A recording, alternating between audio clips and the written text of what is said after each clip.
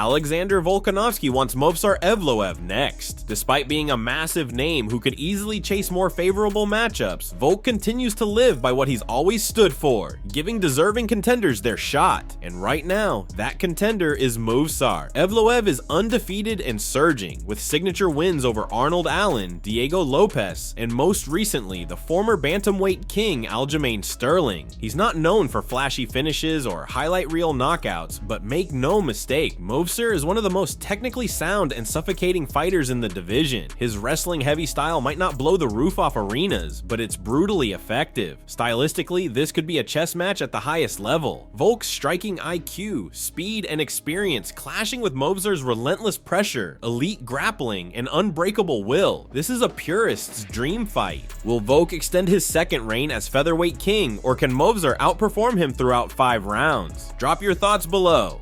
You know, everyone knows what I've always been about. You earn your shot next in line. You know, I've always been a big believer in that. And, you know, obviously the UFC, you know, with how they are, like obviously it's not just rankings that gets your title shot. It is more than that. I've never really played too much into that. I'm, you know, I mean, whoever earns it, that's how I've earned, not given. I've always said that, right? And that's always, I'm a big believer of that.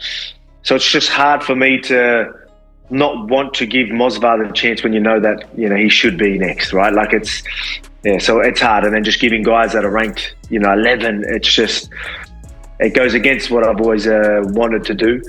But again, I like everybody, so I don't want to turn anyone down. You know, there could have been a good chance if I was to get knocked out in that cage, you know, hang up the gloves, definitely. Because, yeah, you know, my family, obviously, they're like waiting for me to hang up the gloves and that, and I'm like, oh, no, come on, we're all right, we're a little bit more, come on. Ariel Helwani says the rumor we've been buzzing about for weeks might finally be coming true. With UFC 315 only days away, all signs point to Dana White and Islam Makhachev's team, holding off until Belal Muhammad versus Della plays out before making their next move. And it makes sense. This saga has dragged on far too long. Islam's lightweight dominance, his desire to move up, and the mess at welterweight have all been colliding for what feels like ages now. Ariel went so far as to say Dana might even announce Islam's next fight at the post-fight presser. It's wild, but despite Belal not exactly being a fan favorite, this time around he might actually get the support of a lot of fans, just so we can unlock the real gold mine. Islam versus Ilia Topuria, Dagestan versus Georgia, dominant lightweight king versus undefeated Georgian powerhouse. That's a collision course no one wants to miss. If JDM manages to get the title, chances are we get to see Ilia versus Charles, which is also a banger. What do you think about this messy situation? Leave your comments below. UFC 315 is 5 days away. It might actually end up being what we were kind of talking about, which is they're going to wait and see what happens, which is wild that, you know, we may find out at the press conference. Is it possible Dana's going to rock up at that press conference on Monday? Excuse me, on early Sunday morning in Montreal and just say, all right, as a result, it's this guy. Is Islam training for June 28th? And is Charles training for June 28th? And if it ends up being Islam, is Charles fighting someone else? And by the way, isn't it kind of wild, and correct me if I'm missing something, you know, usually when a fight card hasn't been announced yet, there's still a bunch of fights that are sort of rumor, people talk about it. Like, there's not much going on. I don't even feel like there's a lot of, like, bandied about rumored fights. Yeah. At this point, let's just do no announcements. Mystery card, show up International Fight Week. Yes. You're going to see some great fights. I'd love it. See you there. That officially ties the TKO WWE merger. It's Royal Rumble-esque. I'd love it. I think we got Tracy Cortez. Oh my God, that's Ilia Topuria.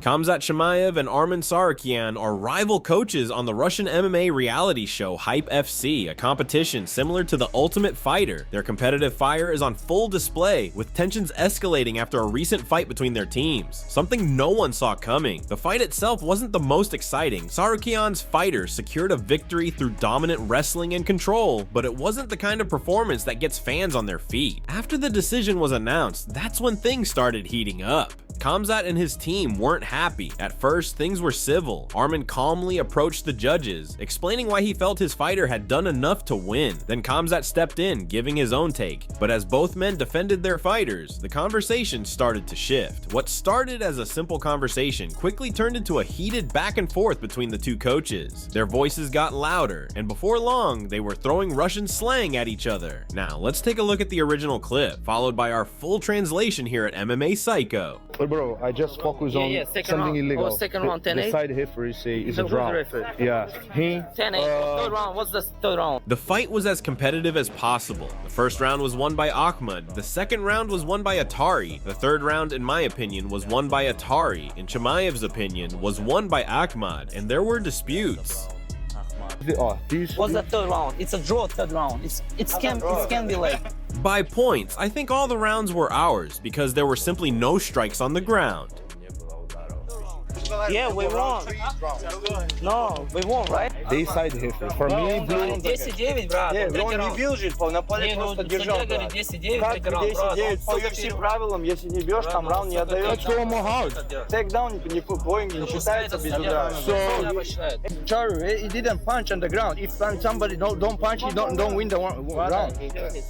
If he just holding the ground, this is the fight. Listen, like we Bo Nickal's head coach, Mike Brown, opened up after his student suffered his first career setback at UFC Des Moines, admitting that the team had concerns about how fast things were moving. While Bo had stormed into the UFC with 6 finishes in 7 fights and looked every bit the elite prospect, Brown acknowledged that the lack of real cage time was a key missing piece. According to coach, Bo checks nearly every box you'd want for a future champion: elite athleticism, strong mental game, early wrestling pedigree, and an incredible support system. But what he doesn't have is the one thing that can't be rushed: live experience under real fire. Brown said the team knew the risks of such a fast rise and voiced their concerns, especially when matching Bo with increasingly dangerous opposition.